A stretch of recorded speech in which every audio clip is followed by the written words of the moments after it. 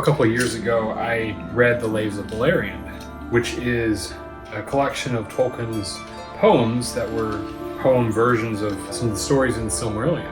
And what struck me was how much gravitas it gave to the stories. It gave so much on a whole nother level just reading it in verse.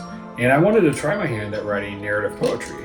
I had written one poem back in college, and it was nothing like what I was trying to do. But I tried making a narrative poem, and I did, and it was sloppy, but I was okay. It was my first one, and I found it was so much fun to recite, and it did feel so much more grand and so much more magical to have the story in verse.